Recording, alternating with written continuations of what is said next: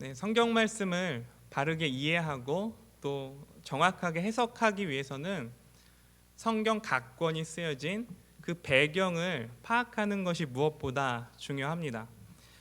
오늘의 본문인 히브리서 말씀을 좀 더 쉽고 바르게 이해하기 위해서도 히브리서의 배경을 파악하는 것이 무엇보다 중요하겠죠. 그래서 오늘 말씀을 함께 나누기 전에 히브리서 저자와 독자에 관해서 간략하게 짚어보고 오늘 말씀을 함께 나눠보도록 하겠습니다. 히브리서 저자는 누구일까요? 1번 바울, 2번 아볼로, 3번 바나바, 4번 알 수 없다. 성경 66권 중 하나님께서 저희에게 주신 이 말씀 중 성경의 저자가 분명한 말씀도 있지만 성경의 저자를 알 수 없는 말씀도 있습니다. 히브리서 말씀이 대표적인 말씀이죠. 히브리서 말씀 안에서도 성경 외적인 자료들 안에서도 히브리서 저자에 관한 단서를 거의 제공해 주고 있지는 않습니다. 초대교회 당시 말씀을 가리키고 영적 아버지로 불렸던 오리겐의 히브리서 저자는 오직 하나님만 아십니다 라는 이 고백이 아직도 유효할 정도로 여전히 우리에게는 히브리서 저자를 파악할 수 있는 단서가 주어져 있지 않은 것이죠.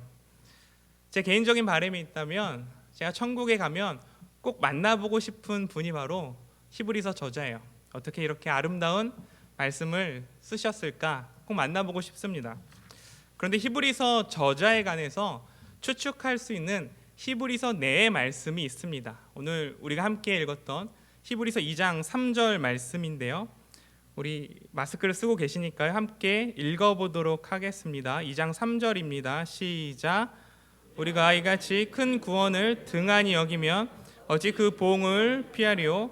이 구원은 처음에 주로 말씀하신 바요 들은 자들이 우리에게 확증한 바니.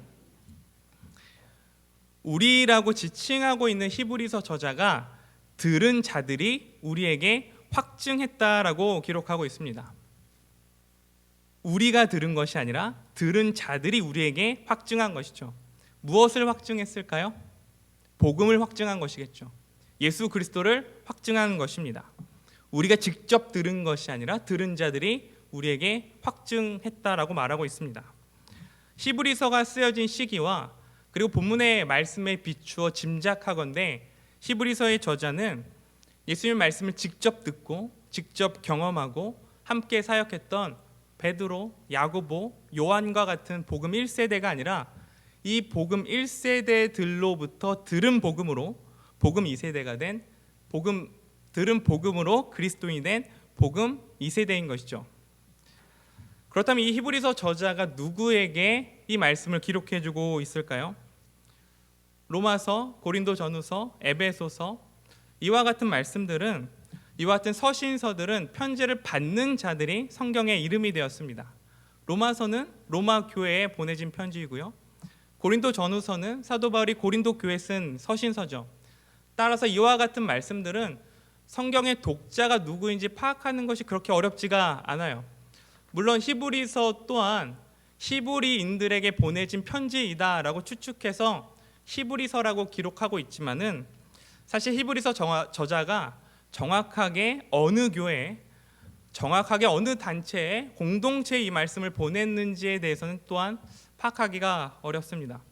그러나 히브리서 저자가 구약 성경의 말씀을 인용하며 말씀을 기록하고 있다는 것, 구약 성경의 말씀을 통해 히브리서의 중심 메시지, 기둥의 메시지가 이루어지는 점에 비추어 히브리서 독자는 아마도 구약에 익숙하고 정통한 유대인들이라고 추측할 수 있습니다.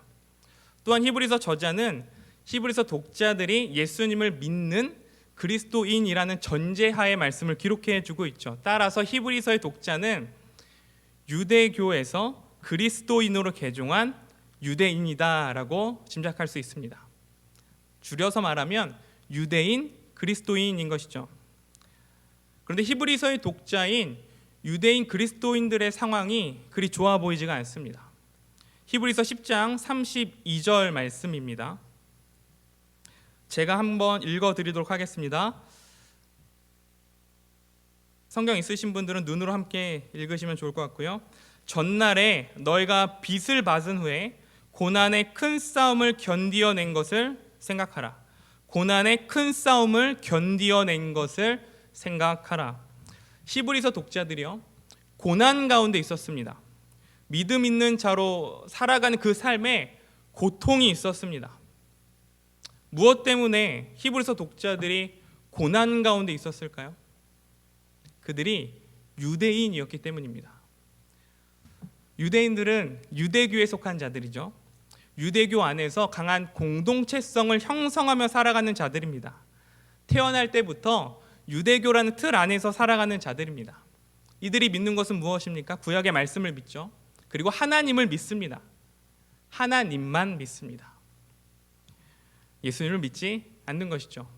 모욕과 치욕 가운데 십자가의 처형을 당한 예수 그리스도가 하나님의 아들이심을, 구원자이심을 인정하지 않는 자들입니다. 그런 유대인들 안에서 예수님을 믿는다라는 것은 유대교에서 출교를 결심할 수밖에 없는 선택이고요. 유대인들이 출교한다라는 것은 자신들이 속한 공동체를 부정한다라는 것입니다. 사회적으로 아웃사이더로 살아가겠다라는 것이고, 가정 안에서는 족보를 파는 행위인 것이죠. 알라를 찾다가 예수를 만나다라는 책이 있습니다. 이 책의 저자는 나빌 쿠레시라는 파키스탄 사람인데요, 어려서부터 뼛속까지 신실한 무슬림으로 훈련받은 그런 파키스탄 사람이에요. 그런데 나빌 쿠레시가 대학에 들어가면서부터 큰 변화를 겪게 됩니다. 독실한 기독교인인 데이비드라는 한 친구를 만나게 돼요. 나빌 쿠레시가 이 데이비드와 함께 수년간 논쟁을 하기 시작합니다. 기독교가 참인가, 이슬람교가 참인가.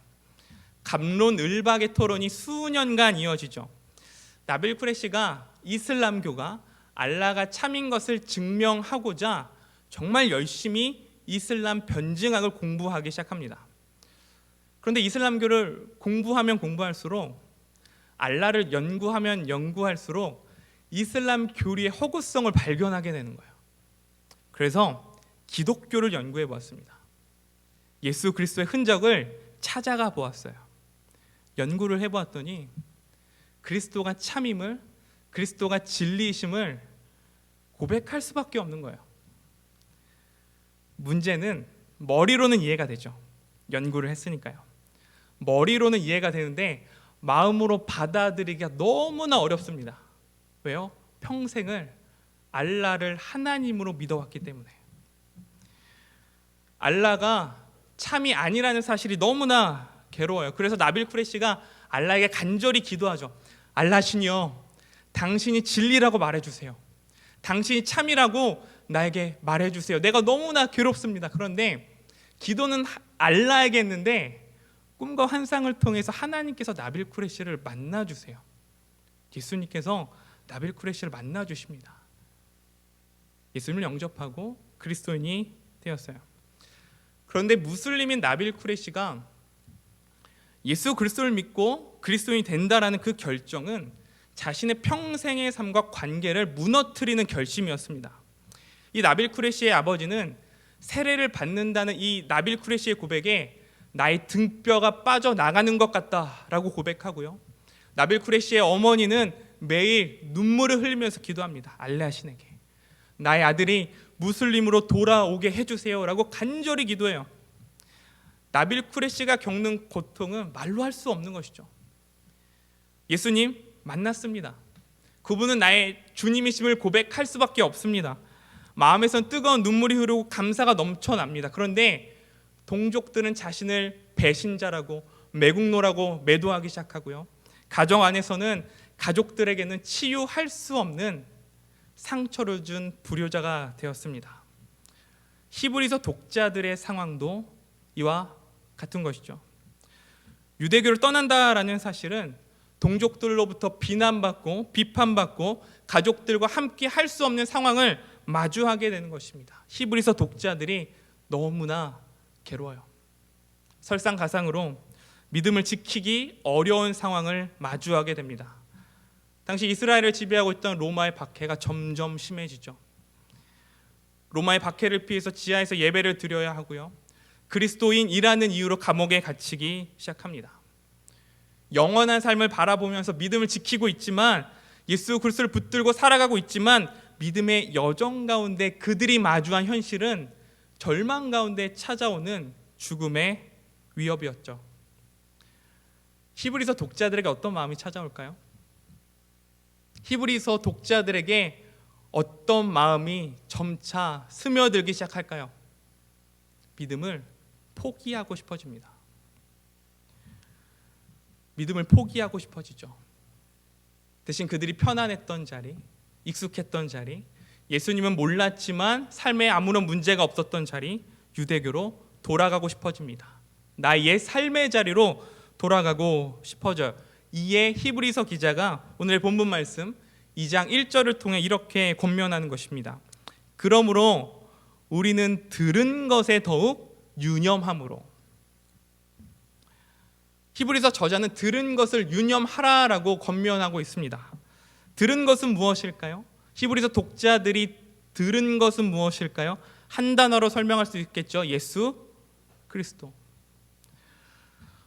히브리서 독자들이 로마의 박해와 주변의 비방과 비난 가운데 믿음을 포기하고 싶었습니다. 점점 포기하고 싶었고 그리고 지쳐갔습니다. 그런데 히브리서 기자의 권면은 무엇입니까? 위로의 메시지는 무엇이죠? 괜찮아, 잘 될 거야, 걱정하지 마. 아니요, 들은 것을 유념하라. 예수 그리스도를 유념하라. 유념하다는 마음에 두고 따르다라는 의미입니다. 너희들이 전에 들은 예수 그리스도를 마음 깊은 곳에 담아두고 믿음의 여정을 멈추지 말고 따라가라. 이 메시지가 고난 가운데 있는 히브리서 독자들을 향한 하나님의 메시지였습니다. 인류의 타락과 심판은 들은 것을 유념하지 않음으로 시작되었죠. 들은 것을 마음에 두고 따르지 않음으로 하나님의 심판과 타락이 시작되었습니다. 아담과 하와가 하나님께 들은 메시지 무엇이었습니까? 너무나도 간단하고 명료했죠. 선악과를 먹지 말라. 그런데 아담과 하와가 이 메시지를 마음에 두고 따르지 않았습니다. 하나님께서 소돔의 그 죄악됨을 보시고 심판하시기로 마음을 정하셨습니다. 아브라함의 조카 롯에게 선포하신 하나님의 메시지는 소돔과 고모라를 떠나라. 지체하지 말고 뒤돌아보지 말고 들에 머물지 말고 떠나라. 그런데 롯의 아내는 어떤 행동을 했습니까? 뒤돌아보다 하나님께서 말씀하신 그 말씀을 마음에 두고 따르지 않아 소금 기둥이 되었습니다. 성경의 인물들 뿐일까요? 믿음 있다 고백하는 우리 모두 또한 들은 말씀을 마음에 두지 않습니다. 매주일 선포되는 그 주일의 말씀이 주일 저녁만 되면 허공으로 사라지죠.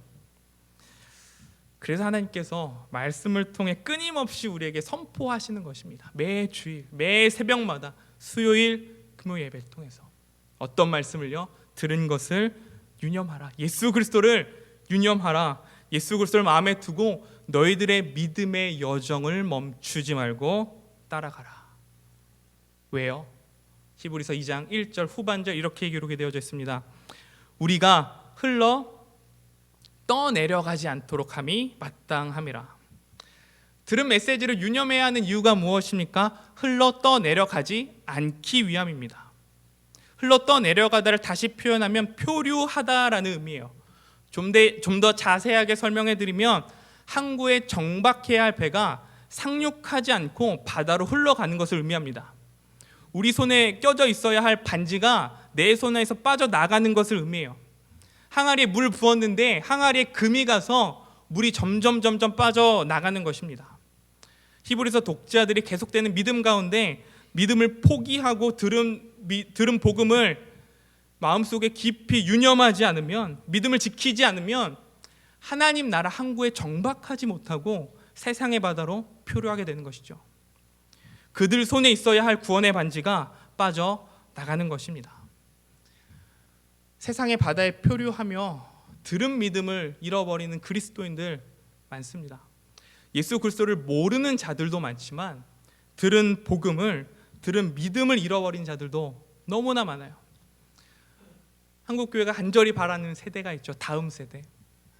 우리 아이들만 보아도요, 주일학교 시절 같이 율동하고 찬양하고 성경학교에서 그렇게 말씀 들었던 그 아이들이 중고등부만 되면 사라지는 것을 우리는 목격합니다. 그래서 중고등부가 선교지가 되어가고 있잖아요.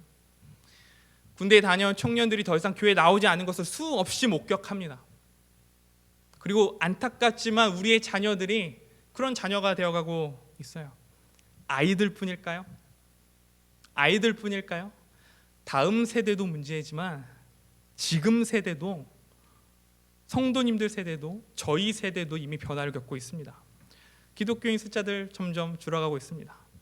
우리에게 무엇을 보여주는 사실일까요? 믿음 있던 자들이, 복음을 들었던 자들이 세상으로 표류하고 있다는 것이죠. 하나님의 말씀을 끊임없이 들어야 하는 이유가 여기 있습니다. 하나님의 말씀을 멈추지 않고 들어야 하는 이유가 바로 여기에 있습니다. 믿음이 흔들릴 때마다 세상에 표류하지 않기 위해서, 믿음이 흔들릴 때마다 예수 그리스도를 붙잡기 위해서.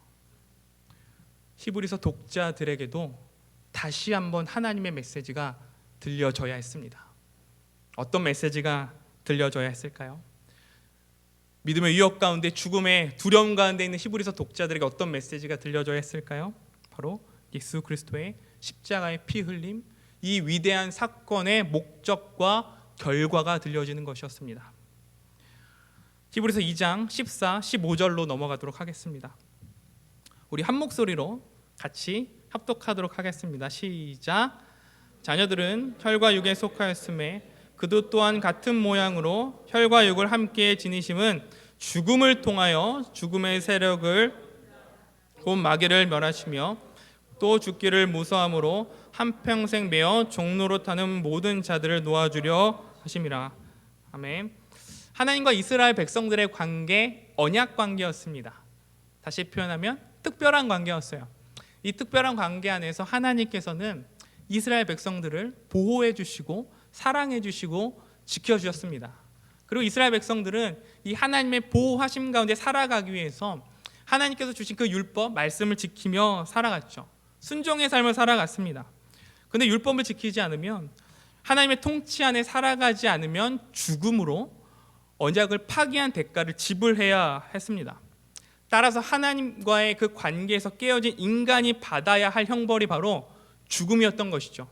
그리고 그 죽음을 인간은 가장 두려워합니다. 그런데 예수 그리스도가 이 땅에 다시 오셔서 우리가 받아야 할 언약 파기의 대가, 죽음의 형벌을 대신 짊어지셨습니다. 죽으셨으나 다시 살아나셨습니다. 죽음을 경험하셨으나 다시 부활하셨어요. 죽음 앞에서 죄의 종노릇하며 두려워하고 있는 자신의 자녀들 해방시키기 위한 예수 그리스도의 사랑의 결정체가 바로 죽음과 부활입니다. 이 메시지가 히브리서 독자들에게는 엄청난 위로가 되는 메시지입니다. 죽음의 위협 가운데, 믿음을 지킬 때마다 찾아오는 이 죽음의 두려움 가운데 예수 그리스도의 부활의 메시지는 위로이며 소망인 것이죠. 예수 그리스도가 내가 두려워하고 있는 그 죽음, 내가 염려하고 있는 그 죽음 먼저 경험하셨구나. 먼저 그 죽음을 경험하시고 죽으셨구나. 그러나 죽음에서 끝나지 않고 부활하셨구나. 현재 나의 고난은 죽음으로 향하는 여정이 아니라, 죽음의 길로 가는 여정이 아니라 부활로 향하는 여정이구나.